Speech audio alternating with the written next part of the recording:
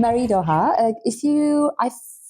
there was like one thing about disinformation that you wish more people knew about. What is it? I would say that it's not merely a comms issue, but a security and defense issue, and that it is about the security of our citizens and hence a matter of protection. And I think we are there now. Maybe governance weren't quite there yet a couple of years ago, but now definitely from a NATO standpoint, discussing this with different MFAs, MODs, but also interior ministers, I think this conversation has been happening and the awareness is widely shared. Why? What has changed? What has changed is direct targeting of audiences nationally in their language on issues which matter to them domestically. So the revelation that there is a deliberate targeting of Romanian audiences, German audiences with stunts, staged protests against German government, against EU, against NATO, but aiming at weakening that bond between German or Romanian citizens with their own government. I think this is a wake-up call for all governments. Mm-hmm. And what does NATO do about it, particularly if these kind of influence operations are targeting the member states? I think what NATO does is pretty much what the wider community that we have in this EUvsDisinfo conference do, which is get very good at analyzing the threats, understanding them, and understanding the tactics, the procedures. So who is behind, why, who is being targeted, what impact does it have, and then call them out. Mm-hmm. Do it fast enough so that we stand a chance of having an impact in the digital space. That means very fast. Mm. And of course, giving the opportunity to our political leaders to react themselves and shape the messaging fast enough once again. So I would say it's understanding, mm-hmm. monitoring, tracking, alerting, sharing it with our political leaders, and alerting all the allies together so that we can do it jointly because I said it was a security and defense issue. It is also a collective defense issue. Mm. And it is very obvious in the field of disinformation or manipulation of information that there are no national barriers, right? There are linguistic areas and of course, there are no borders.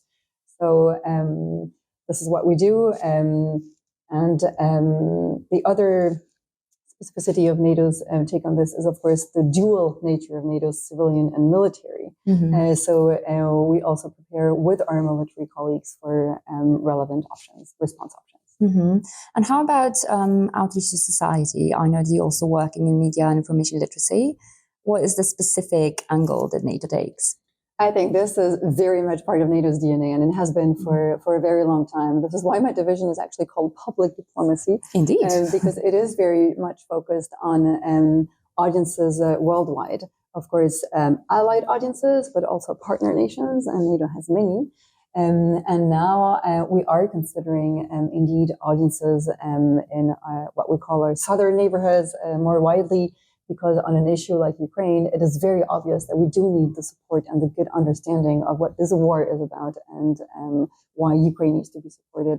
So what do we do? NATO has been supporting projects by NGOs, think tanks, academia, youth for decades. And this is still a very, very prominent part of our work. So we have call for grants. And for example, this year we have one focusing on democracy, one on supporting independent journalists, one on reaching out to audiences in the South, one more particularly on women voices. So this is typically how we focus on priority issues and also priority audiences for NATO, so supporting their work. So if a journalist is listening to this, where can they find more information about the grant? There will be a call for grants issued on Media Literacy Day this year, so that they can't miss it. Okay, so watch this space, basically. Yes, and of course they can reach out to our teams to make sure that their proposal matches our expectations. Okay.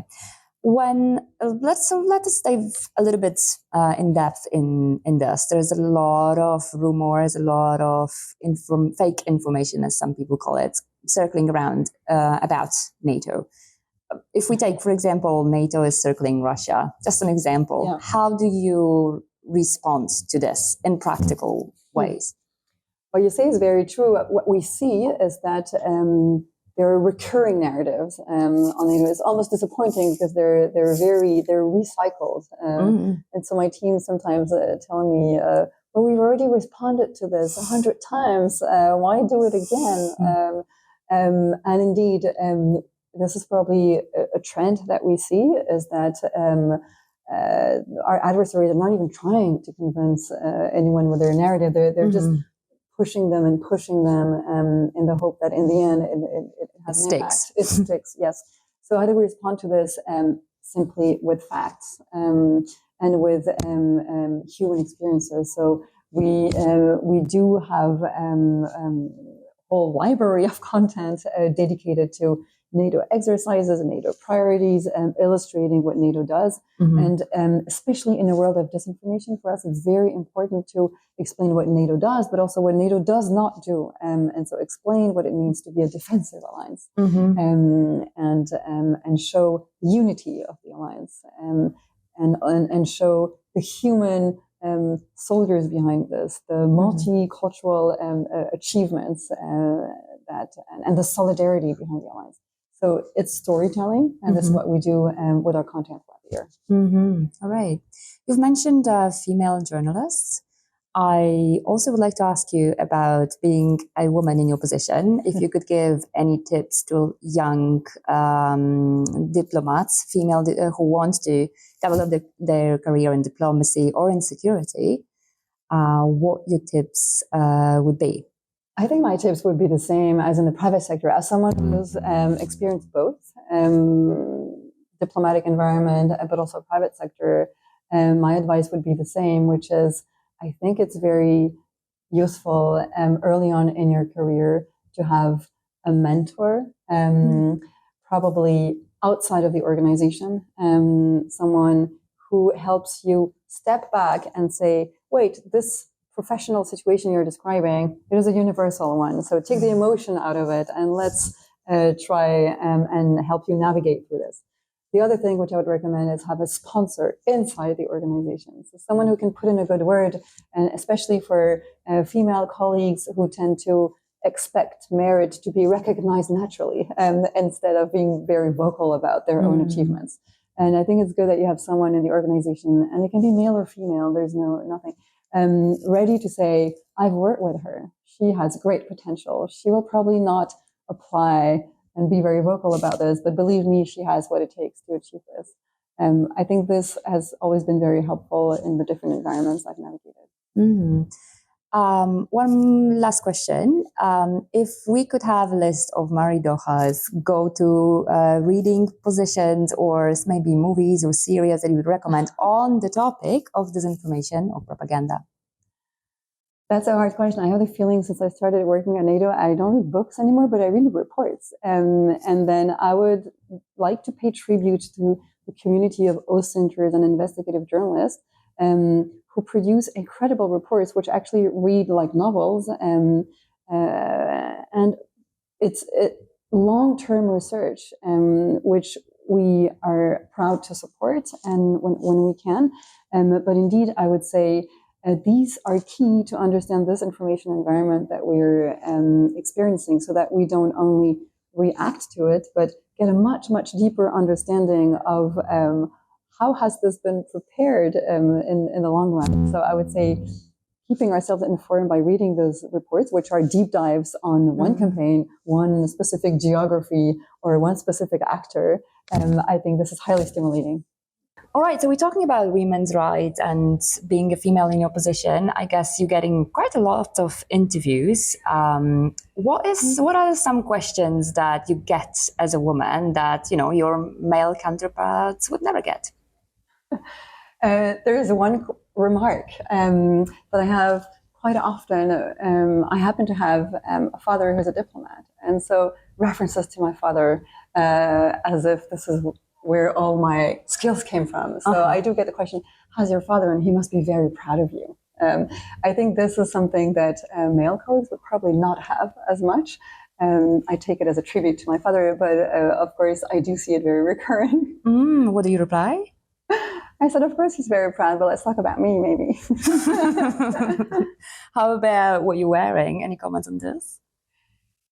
Yes, indeed. Yes.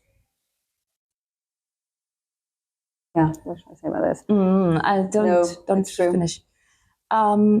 Yeah, in this world of, us being exposed as women, but not only, in general, people with different identities online, how can we protect ourselves from this? Because in more and more, the online world transmits into the offline, and particularly female leaders are posed with a lot of doubts whether they should be out there and more outspoken, because it comes at a cost. Clearly. This is something we observe very regularly, and actually just last week we were discussing this with female soldiers in Ukraine, and we were discussing gender-based disinformation and how it affects them. So first of all, they need to prove to themselves that they're real soldiers because they're women, and it is, of course, very spectacular how many women have joined the forces in Ukraine. So. But the second element is that they are being targeted by a lot of narrative discrediting them, their ability to perform. And in that sense, it is very similar to what we see in the political space. And there has been very interesting research on Moldova, for example. So nations where you have a female leader, where you see that indeed that leader is being targeted in very specific ways, discrediting her role as a leader, but also discouraging other women to actually engage in politics. Because when you see this, you feel, I don't want to go through this. And so this is a way of silencing and demotivating possible future female politicians or future basic citizen engagements, commitments in the public space. So yes, we do see this very often. I don't know what the solution is. I think sharing those experiences is very important, and feeling that we are a community, that these are common challenges. And of course, when there is a generational thing, and I think that young male colleagues play a huge role in helping change the standards, making them evolve. So by reacting to remarks like this, jointly, not letting them sound normal in any conversation. This helps immensely. So solidarity between women, but then also collectively raising the standards so that we create a sense of community that is open to everyone, and not letting any minority or any group being disparaged as if without consequences. And if I may add one more to this, is actually elevating it to a security issue.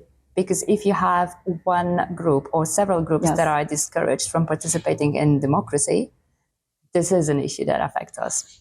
It really is, and it is commonly admitted that the way women are treated in this or that context is a symptom of indeed, I would say, the health of that group, of that social body as a healthy, democratically functioning space. So yes, absolutely. Right. Thank you. Thank you so much.